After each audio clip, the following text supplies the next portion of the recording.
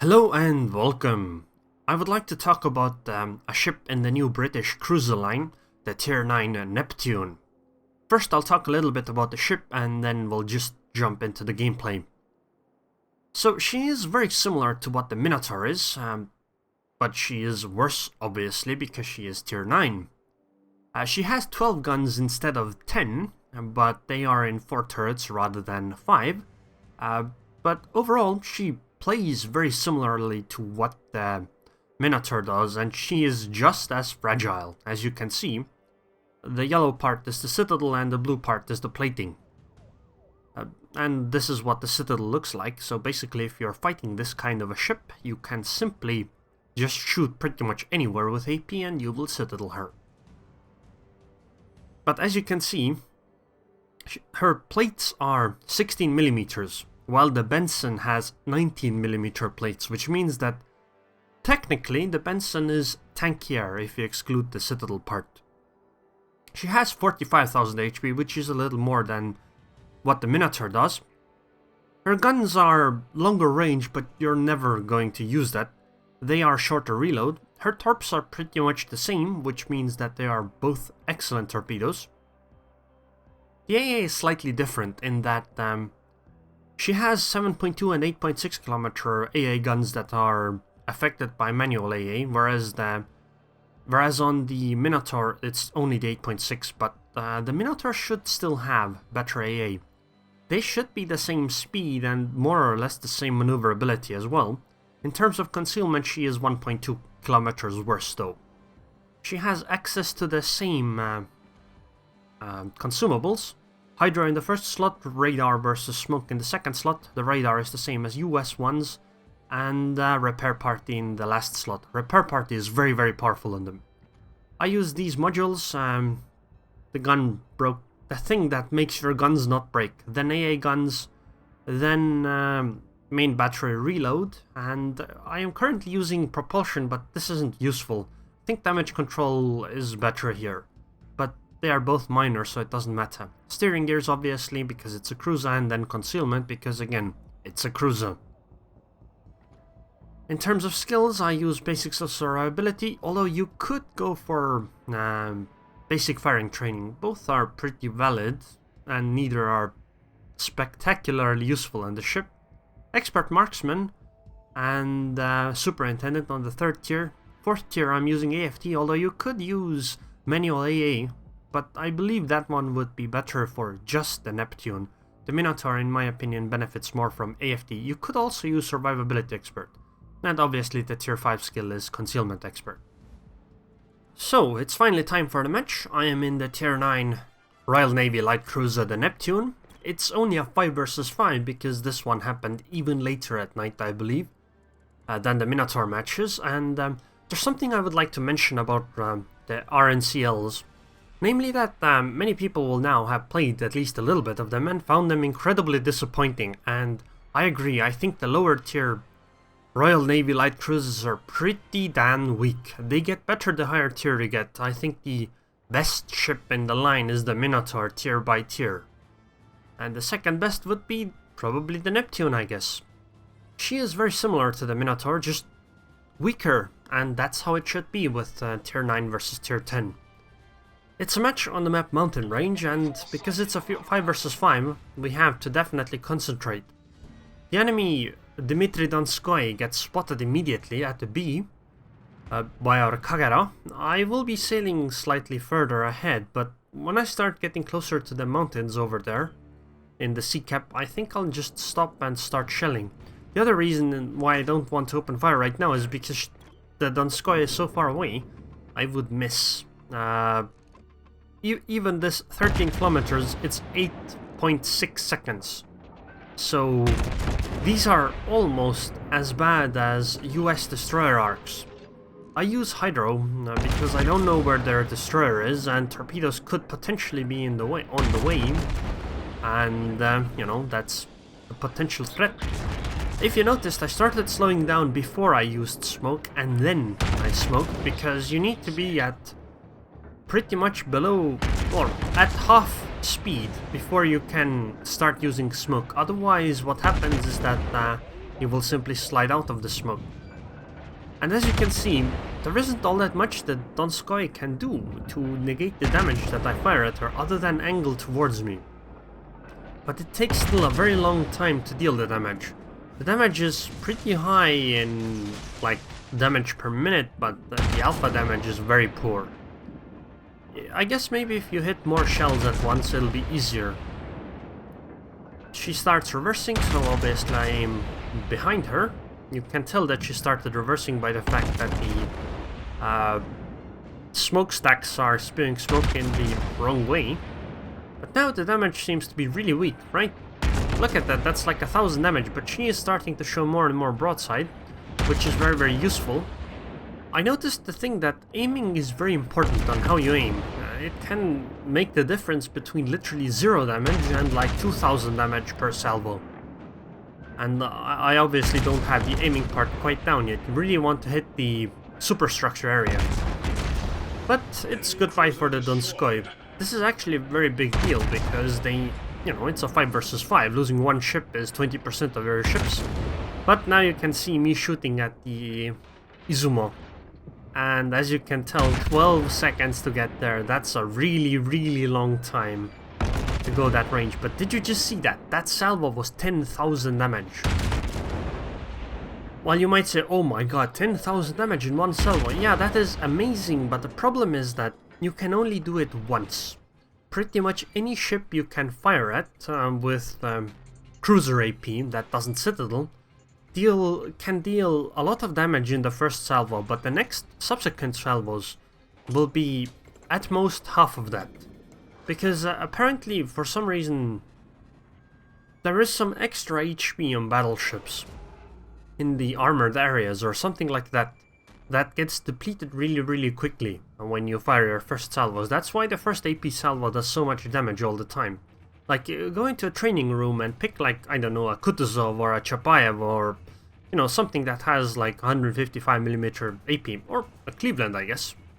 Don't make the bots armed or anything like that. Go sail next to it and, like, 3 to 5 kilometers. And then fire an AP salvo at the upper belt. Not the lower belt, not at the waterline, but right below where the superstructure is. And you will see that the first salvo you deal does pretty much double the damage any subsequent salvos do. Until you reach the saturation point. I will have a video about saturation in the future, I guess. So I'm gonna stop here, I'm gonna cap and I'm gonna smoke in a moment, and then I will start opening up on the Yamato. By the way, if you noticed my positioning, I am in a very good position in my opinion.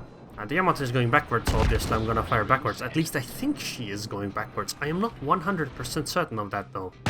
No, actually she might have been coming towards me. The reason why I think my positioning is very good is because there is an island in front of me. Basically, if there were torpedoes incoming, I could press the W key and then quickly hide behind that island, because acceleration forward on these ships is faster.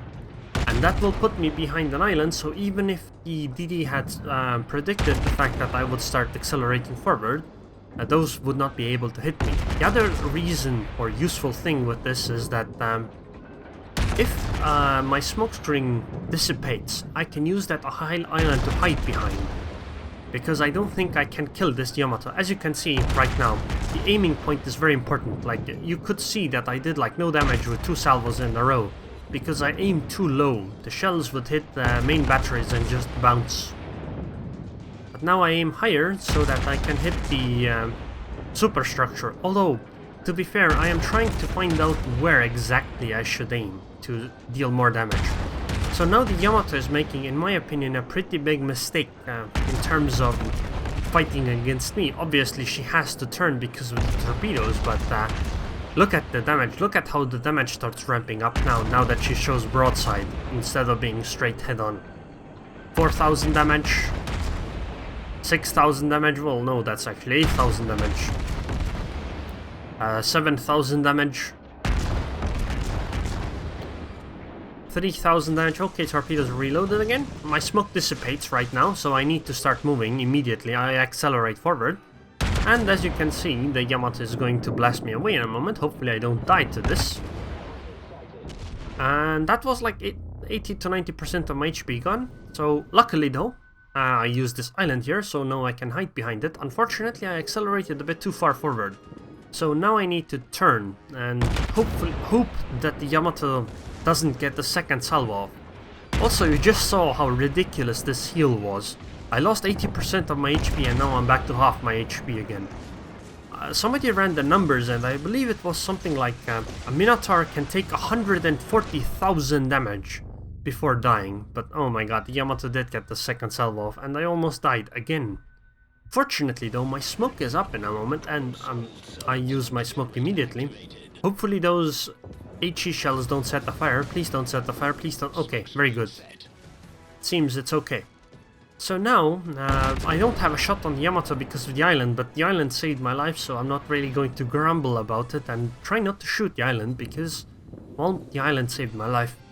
I am gonna start reversing though, because I think what's going to happen is that the Yamato is gonna come through this side. Oh, actually no, never mind. There's the Yamagi, so maybe the Yamato isn't going to focus. Oh, never mind. Okay.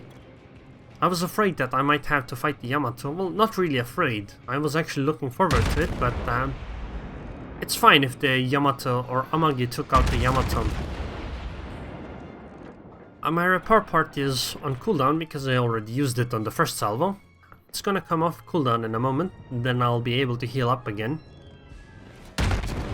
But the thing is that on Royal Navy light cruises, utilizing your repair party correctly is very important, and it heals so much so quickly that it's very important to use in combat. Even if you take like massive salvos, it can make the difference between two salvos. But yeah, I think the torpedoes that came on the broadside of the Yamato earlier that made her turn pretty much saved my life. Otherwise I wouldn't have been able to deal that much damage to her. So it was pretty good that those torps came. But this Bismarck showed broadside, so goodbye Bismarck. You are so dead.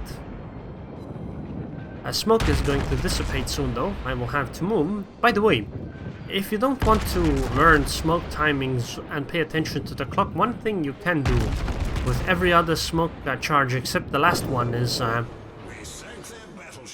hover over your smoke screen, you will see the smoke duration, and then look at your smoke cooldown and you can, you know, subtract one from the other and you'll find out about how many seconds left you can have on the cooldown when your smoke should dissipate. Although you have to keep in mind that the first smoke circle starts right at the start, but it still finishes in that 100 seconds.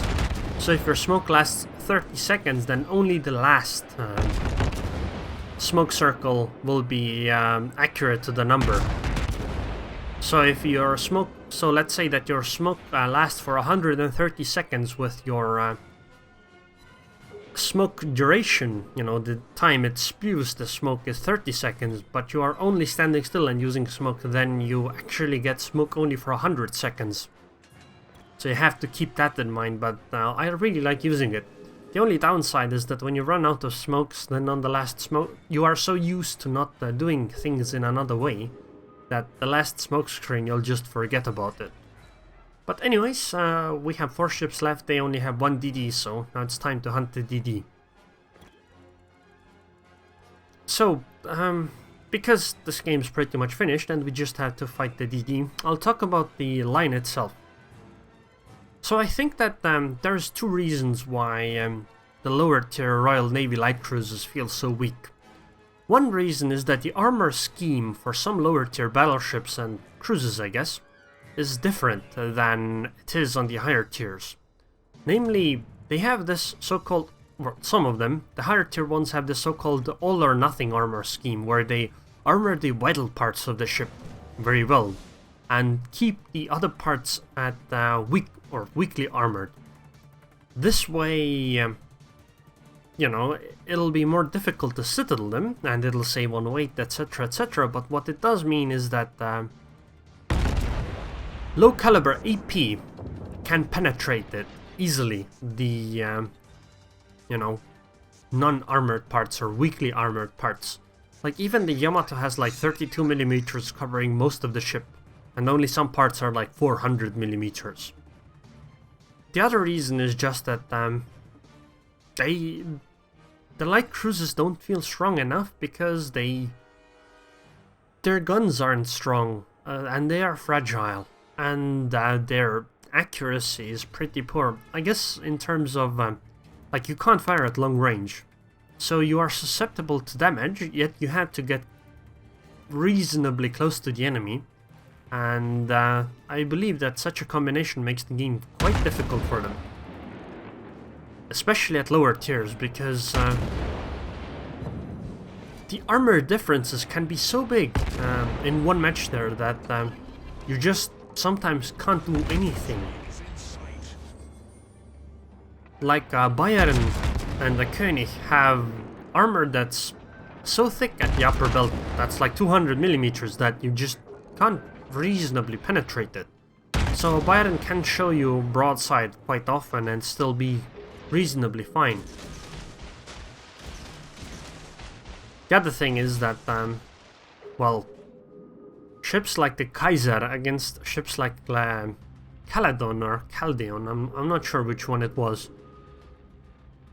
I found it today really difficult to actually deal damage to the Kaiser with that ship. And I really don't know what you're supposed to do if you have to fight that ship. Like, other cruisers can simply HE if nothing else works, but obviously this isn't the case. Anyways, this match should end now. Goodbye, Fletcher. And it was a nice quick 5 versus 5, although actually it wasn't that quick. In a 5 versus 5 I did 130,000 damage. And I got 2100 base XP. I would say that I did very well. I compliment the Kagero because her spotting helped us quite a bit. And those torpedoes saved my life on the Yamato. I got the capstone and I killed 2 ships. 129,000 damage in a 5 versus 5 is very good, although I did shoot at the Yamato quite a bit, so maybe it's not that special. Although if you add the HPs up, this is quite a lot of HP. And the detailed report is here. I did 17,000 to Donskoy, almost 60,000 to the Yamato, but look at that, I took 62,000 damage, yet my max HP is like 45,000. And this is the penetrations and ricochets you can see. As you can see, less than half of the hits that I hit the target with actually did damage. Less than half. So anyways, I would like to thank the patrons on Patreon now. Thank you very much for your continued support at ELR, and I hope I see you guys next time.